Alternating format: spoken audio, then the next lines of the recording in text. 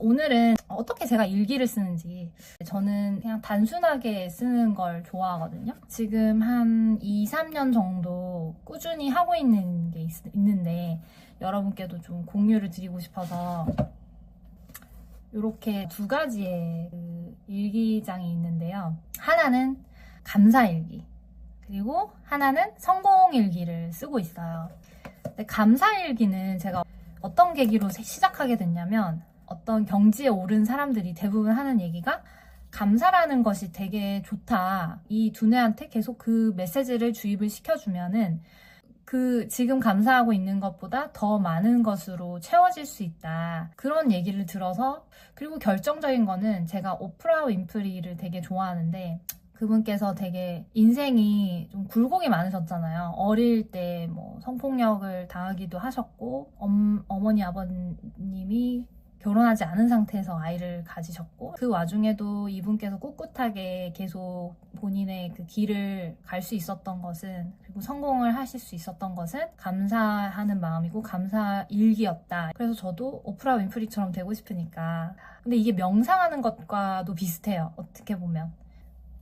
제 인생에 그러니까 되게 크게 보면 감사할 것이 되게 많은데 자잘한 것까지도 감사를 해보는 거예요. 예를 들면 미세먼지 없는 오늘 하루를 주셔서 감사하다. 또는 오늘 아침에 일어나자마자 우리 둘째 아이가 나한테 와서 뽀뽀를 해준 거에 대한 감사. 이렇게 자잘한 것들이 계속 상기시켜지면은 엄청나게 크게 저한테 오지 않을까 그런 기대를 하면서 제가 계속 감사일기를 쓰고 있습니다. 그리고 성공일기는 제가 어떤 계기로 쓰게 됐냐면, 여기 제가 좀 준비를 해왔는데요. 이 책을 읽어보셨는지 모르겠는데 보도 셰퍼의 돈이라고, 이것도 고전 중에 하나인 것 같아요. 약간 성공하고 싶으신 분이나 돈 버는 거에 관심이 있거나, 너무 직관적이지 않습니까? 돈. 1999년에 보도 셰퍼 분이 쓰신 책이에요. 독일 분이신데 미국으로 넘어가셔서 어린 나이에 엄청난 부를 창출하신, 이분이 하신 얘기들 중에 하나가 성공하는 거에 대해서 좀 더 상기시켜라.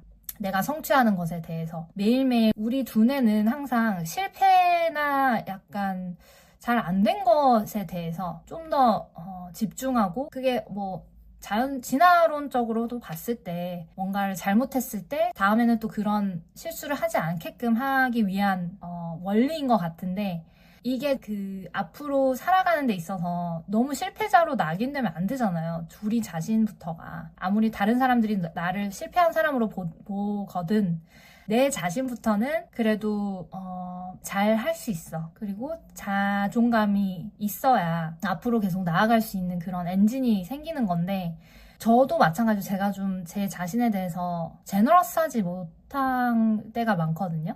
왜 그렇게 했을까? 그렇게 하면 안 됐어야지. 그렇게 했어야지. 약간 이런 식으로 제 자신을 좀 자책할 때가 많아요. 근데 보도 셰퍼 분께서는 복귀를 해서 조금 더 나은 방향으로 가는 것도 중요하지만, 너무 자책하는 거에만 집중하지 말고 내가 오늘 어떤 것을 했는지, 어제보다 나은 오늘의 모습이 무엇이었는지 늘 기록을 해봐라. 그럼 생각보다 많을 것이다. 이런 얘기를 했었거든요. 그래서 저도 한번 써봐야겠다. 그래서 써봤는데 너무 좋은 거예요. 회사에서의 뭐 성취하는 것도 그렇지만, 아이들을 키우면서 내가 엄마로서 우리 아이를 이만큼 키웠어. 뭐 기저귀를 잘 뗄 수 있게 도왔어.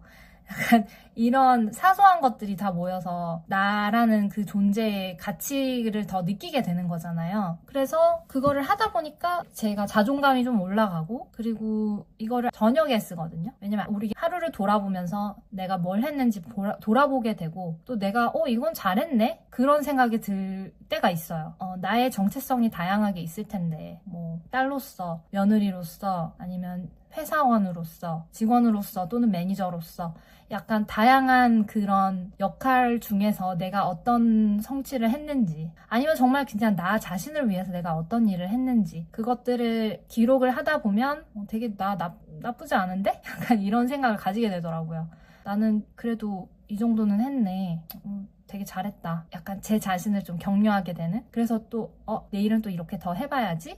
이런 생각을 가지게 되는. 그래서 저는 요 두 가지의 성공일기와 감사일기를 쓰게 됐는데 또 이게 다 좋을 수만은 없을 것 같아요. 왜냐면 제가 작년에 좀 안 좋은 일이 있어서 상담을 받기 시작했었거든요. 그 상담사 분께서 이제 제가 이런 얘기를 했어요. 저는 성공일기도 쓰고요, 감사일기도 쓰고요, 이렇게 저는 노력을 합니다, 이렇게 얘기를 했더니 그럼 불평일기도 한번 써보시는 게 어때요? 이러시더라고요. 너무 내가 가지고 있는 그런 나쁜 감정을 그냥 배제하려고 하는 그런 것도 있을 수 있다.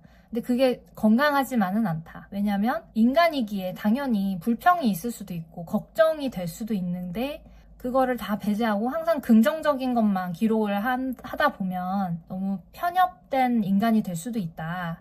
그런 얘기를 해주셨거든요. 근데 그것도 저는 너무 동의가 됐던 게, 저는 항상 이렇게 돼야지 저렇게 돼야지 이런 이상적인 그런 생각을 늘 가지고 살다 보니까 가끔은 좀 그런 부분에서 놓치는 게 있지 않을까.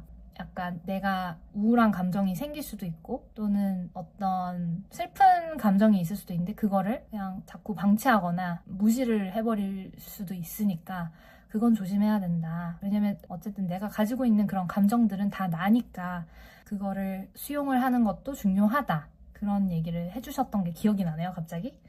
네, 그래서 어쨌든 저는 그 얘기를 듣고 불평일기, 걱정일기를 쓰지는 않았지만 그것도 언젠가는 필요하지 않을까. 가끔은 필요할 것 같습니다. 근데 정말 부정적인 사람이라면 또는 의기소침하거나 자신감이 없거나 자존감이 바닥이시거나 그런 분들이라면 저는 요 두 가지의 일기 강력 추천드려요. 별거 없어요. 제가 한 가지만 좀 말씀드리면 감사일기 중에 하나가, 제가 캐나다 친구랑 한번 통화를 했었거든요. 그 대학교 때 만난 친구인데 그 친구랑 만나기 전에 이 감사일기를 쓰면서 나와 가치관이 비슷하고 자기계발에 관심이 많은 땡땡땡 친구와 오늘 오랜만에 대화할 수 있어서 감사, 이런 거 썼었고, 그리고 또 하나는 제가 노트북을 중고로 샀어요. 쿠팡에서 반품된 노트북 중에 하나를 좀 되게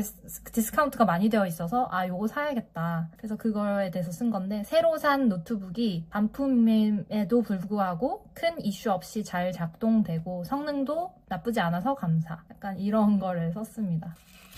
그리고 성공일기는 어떤 거 썼냐면, 성공일기는 저 자신뿐만 아니라 우리 가족에 대한 것도 많이 써요. 예를 들면 생전 처음 해보는 인테리어였는데 큰 차질 없이 잘 마무리했다. 저희 집 인테리어를 했었거든요.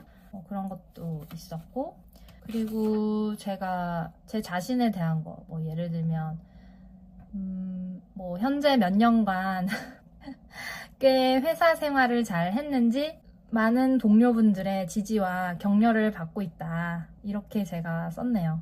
그것도 성공한 거죠. 제가 회사 생활 잘 한 거니까. 제가 처음에 쓰기 시작한 거를 보면은 그때는 제가 엄청 다이어트에 되게 집중했었거든요. 아이를 낳고 얼마 안 된 상황이요. 올해 목표인 5kg 감량을 5개월 만에 달성했다. 그러니까 제가 아이를 낳고 나서 한 3개월 지난 후에 다이어트 시도를 했던 거였거든요. 근데 1개월마다 한 1kg씩 뺐던 것 같아요. 네. 그리고 그때 당시는 영어, 한글로 완벽하게 우리 아이들이 바이링구얼하게 잘 자라고 있다. 이걸 썼는데 지금은 조금 무너지고 있습니다. 아이들이 한글이 더 편해지기 시작해서 한국 어린이집을 다니다 보니까 저희는 영유를 다니질 않아서 어쨌든 그건 다른 토픽이고. 네, 그래서 저는 요런 거 위주로 많이 썼었고요. 추천드려요. 되게 매일 쓰지 못하면 그래도 일주일에 한 번이라도, 아니면 일주일에 한 번도 안 되면 한 달에 한 번씩이라도 쓰세요.